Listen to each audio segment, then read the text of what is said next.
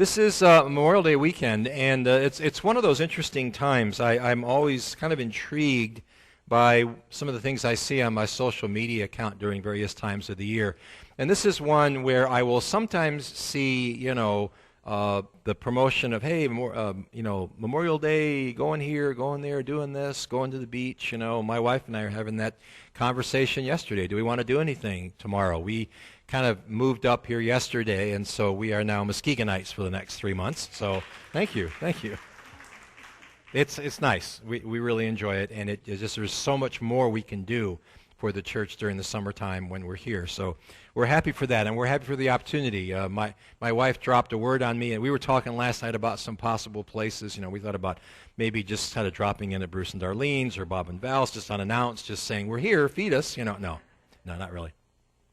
We were talking about various places, and my wife dropped the word Charlevoix on me this morning. Man, I like that. I like that sound. So it's an opportunity to go out and just have a good time. But it also, I noticed on some of the posts on my Facebook feed and so forth that, well, we must remember those. This is a time when we remember those who paid the ultimate sacrifice. Well, and the answer, quite frankly, is that we do both. We have a good time. We have fun. We have that one last kind of that unofficial kickoff of summer. But we also remember those who gave their lives for our freedom. And so I would just encourage you, as you look forward to having a good time, maybe you're just going to sleep in and just, chill tomorrow instead of maybe usual activities. Or maybe you've got plans to go somewhere. By all means, do that. I believe the men and women who paid the ultimate price in war for us to have that freedom would be happy for that. I would just say, don't forget, as you're having a good time at the beach or wherever you're going, don't forget that there were many men and women who paid the ultimate price for that enjoyment that you could have. So do both, okay? Remember those who fell in battle to defend our freedoms, but also have a good time because that's what those freedoms are for. So it's important that we do both, all right?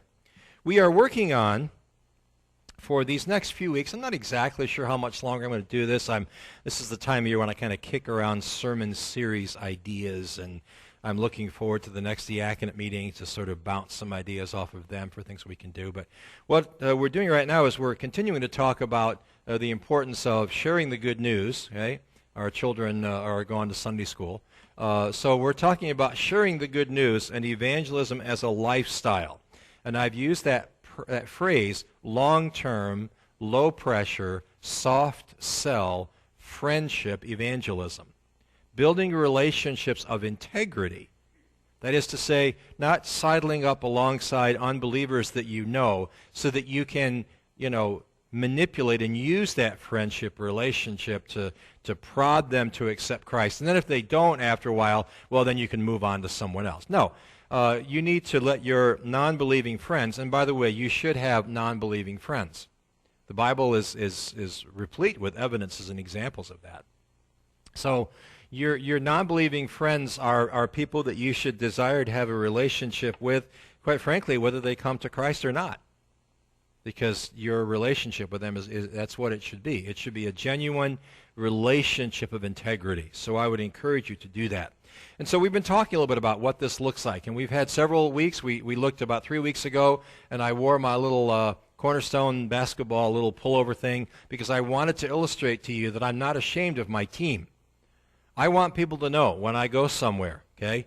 I was talking to Warren. Good to see you back again, Warren. And Jill, I know you're leaving in a couple weeks for another excursion into the great frozen. There may be still frozen. I don't know. Does it ever thaw in North Dakota? I don't know. But he's wearing a green and white Spartan shirt. And, I took mild exception to that, of course, as you would expect. But he's not ashamed of his team.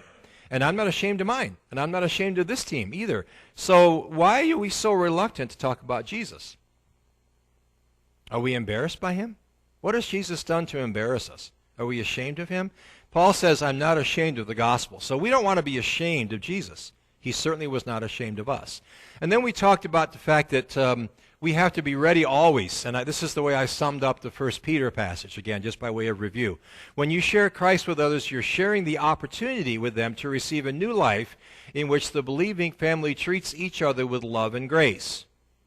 One of the things that would be most sad is if an unbeliever came into First Baptist Church because someone invited them, oh, come and meet our church family, and they walked out of here and saying, you know what, I've been going here for a few weeks, and I don't see that you treat each other any different than people do out there. That would, and I'm not saying anybody's ever said that, don't misunderstand. I'm just saying if they ever said that, I would break my heart, and that would be sad. We don't want that, okay?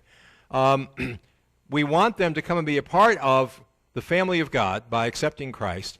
We need to realize that we live in a world that on occasion will lash out at those who share the good news of Jesus. But don't be deterred. Don't be reluctant. Instead, you should always be able to give a solid defense of your faith with gentleness and respect, realizing that you will quite possibly face slander and abuse.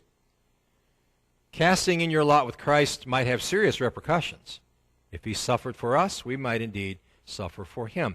So it's very important that we give a solid defense of our faith with gentleness and respect. I don't recommend, if you're going out to have lunch today somewhere, that when your server comes up to you and says, can I help you, that you look them in the face and say, you know, if you don't accept Jesus Christ right now, you're going to die and go to hell. Don't do that. That's not a good way to do it, okay?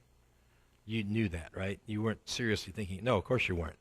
With gentleness and respect, with politeness, right? This is what I believe, and I'm so excited about it. I want you to share in this and believe this as well.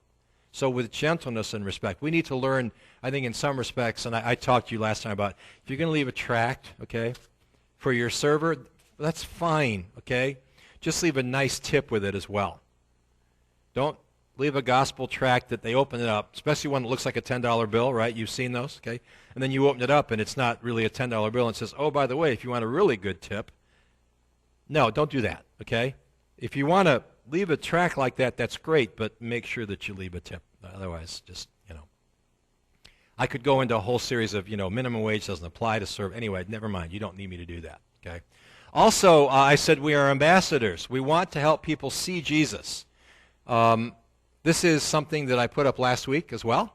And if you look at the gray portions of this, it'll look like just, I don't know, like a maze, like an overhead view, like a drone view of some sort of maze. Pretty simple maze, but a maze nonetheless. But if you look at the white portions, you will see the name Jesus quite clearly, actually. Try doing that. Try making yourself look at the gray, and it's just like a bunch of nonsense. And then just look at the white, okay? The white portion of that, and you'll see Jesus there. So we're ambassadors for Christ. That's why we're here. Right? We represent Jesus. Just like an ambassador from another country represents his country here, we represent Jesus to the world around us. That's what we're called to do. That's an ever-active, ongoing thing. All right. Now, what I want to do this morning is just talk to you a little bit about a passage I've alluded to before, and that is John chapter 4, the woman at the well. Now, this is an interesting passage because John 3 and John 4. John chapter 1, we have the prologue and Jesus, and we have John the Baptist where he's described. Then John chapter 2, we have the wedding at Cana of Galilee, and we have some other things there. John the Baptist, again, reaffirms, we'll talk about that later. John the Baptist reaffirms his notion that Jesus must increase, but he, John, must decrease. The purpose that why we are here is not to point to ourselves. It is to point to him and to honor and to glorify and to praise him. And it's not about you and me. It's not about us. Okay. So in John chapter 3, Jesus encounters Nicodemus, who is described in John chapter 3 as the teacher of Israel. And then in John chapter 4, we have a woman. I mean, you could not go to more opposite ends of the spectrum from how the Jewish person in the first century looked at things.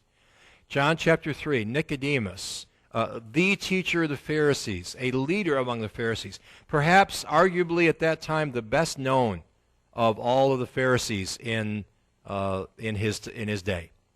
And so Jesus speaks to him, and he says, you must be born again. And Nicodemus doesn't know what that means. And Jesus says, you mean you're the teacher of Israel? You don't know about these things? Well, then in chapter 4, we go from the teacher of the Pharisees, Nicodemus, to a woman. Now, she's not named. We don't know what her name was. Typically in biblical narrative, you will find people who are not named. And those people who do not have a name are generally looked at least the way they're perceived by people around them, as not being particularly important or worthy of note.